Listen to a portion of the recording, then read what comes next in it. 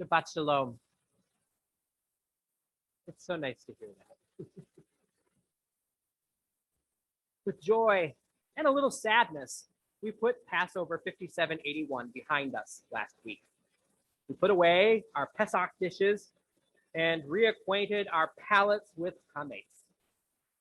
There's nothing quite like that first crusty sandwich or a slice of pizza or a glass of cold beer after Passover, is there?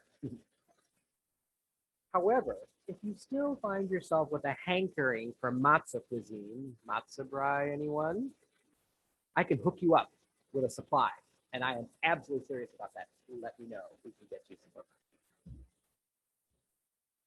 Now, the Jewish calendar turns its focus from the liberation of the Israelites and the establishment of the Jewish people in ancient times to modern history and the struggle to establish the Jewish state.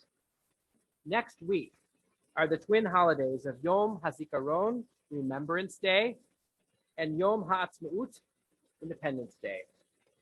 Having lived in Israel for a year, I can report that this season is unlike anything I have experienced anywhere else. Yom HaZikaron begins with a siren at 8 o'clock in the evening. And as soon as the siren is heard, Israelis stop whatever they're doing, wherever they are, and stand firm to honor those they've lost.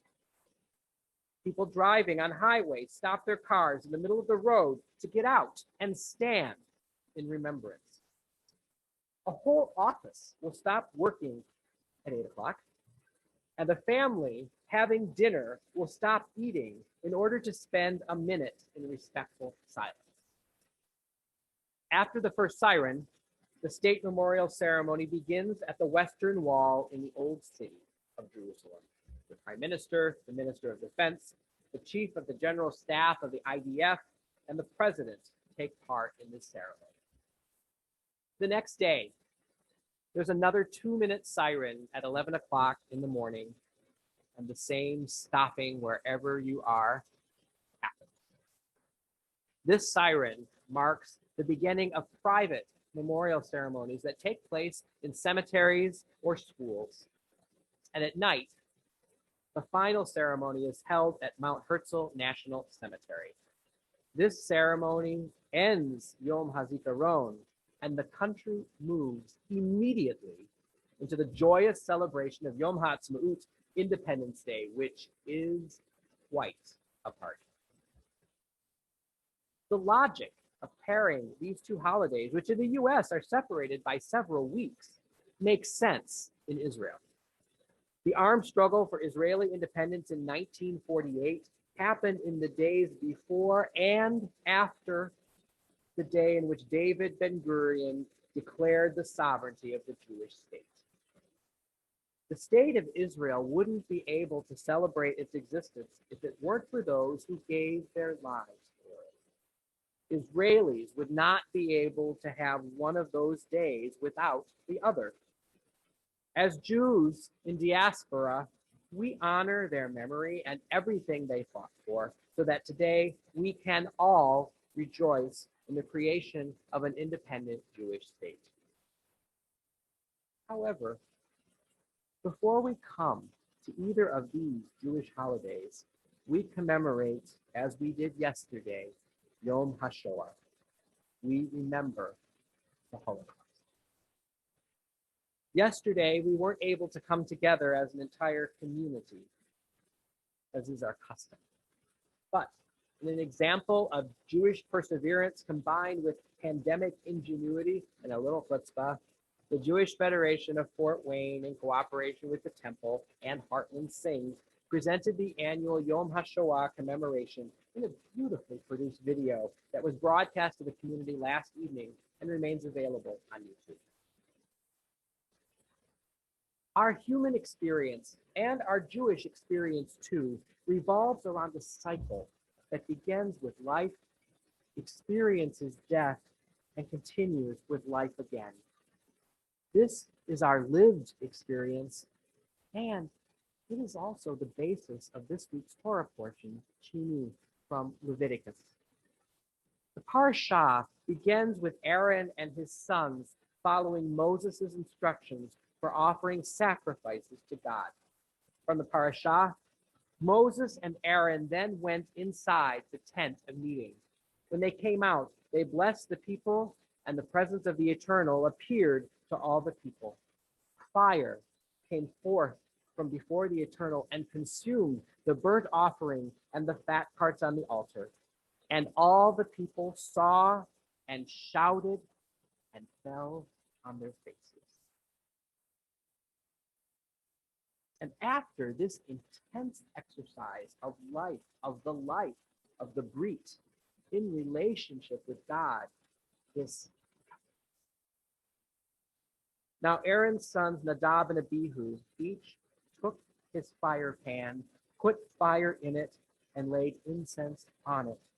And they offered before the Eternal alien fire, which God had not enjoined them. And fire came forth from the Eternal and consumed them. Thus they died at the instance of the Eternal.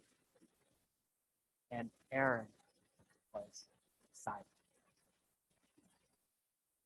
In the midst of beautifully joyous, God-filled living, the people and Aaron witnessed the death of Aaron's sons in their service to the Eternal One.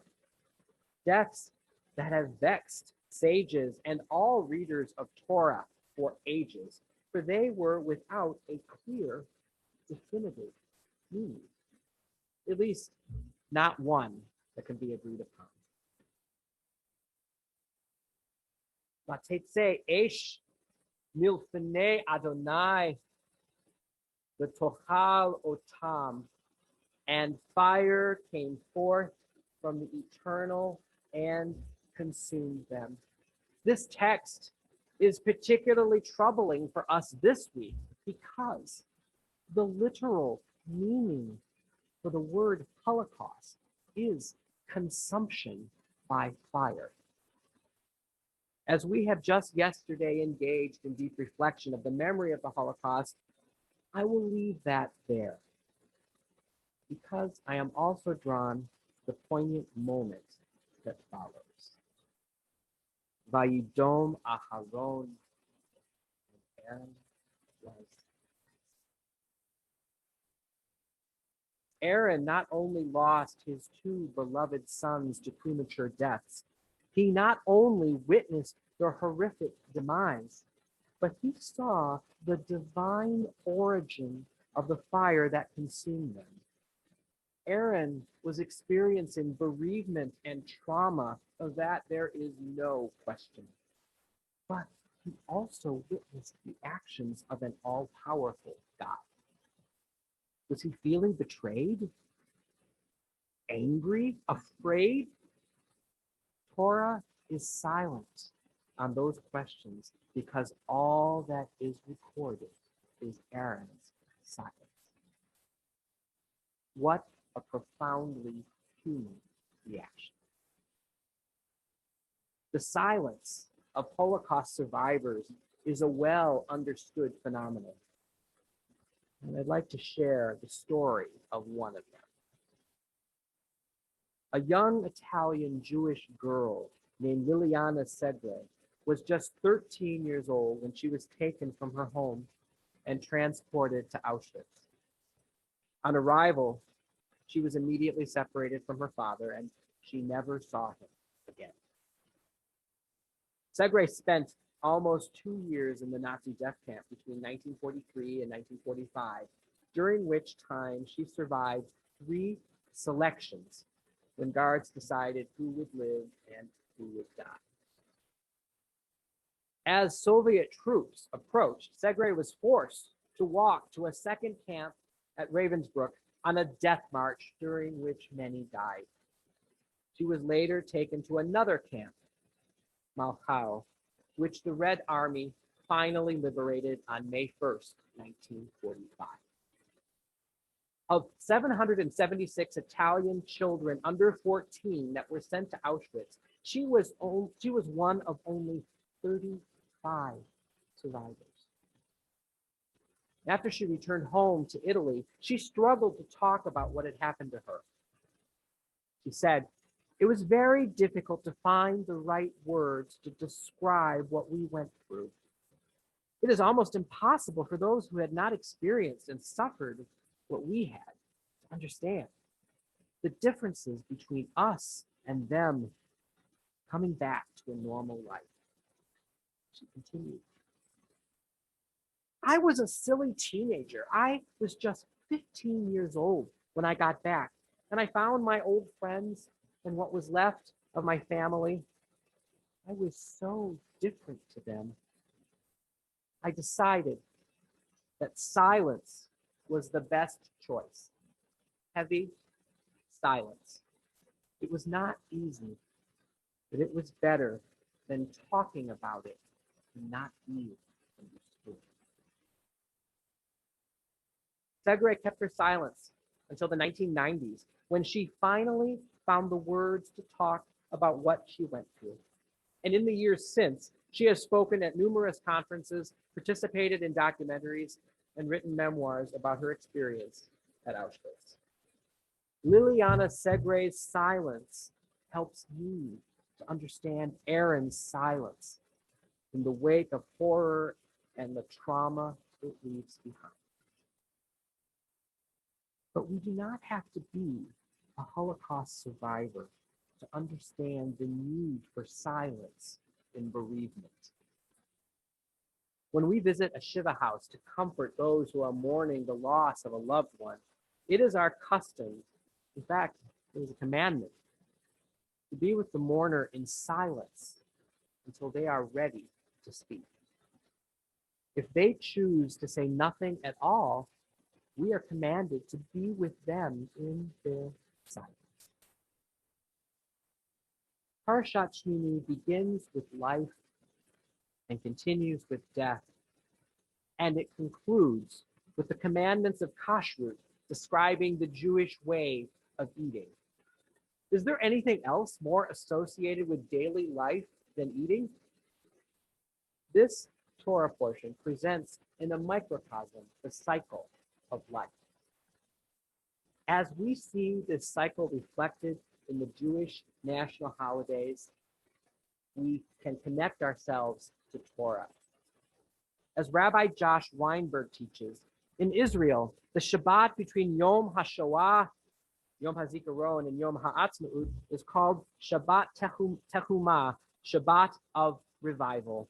The word Tekumah originates from the word lakum, to rise or to stand up. The process of revival that we commemorate expresses our people's revival from the ashes of the Holocaust, through the heroism and grief of Israeli wars to the joy over the miracle of Jewish independence and sovereignty. On this Shabbat of revival, we see in Torah and in history, and most of all in human experience, how we can experience life and death and life again. In the midst of personal and communal tragedy and in silence, we can find strength and understanding. We can look back, and we can look ahead, and we can embrace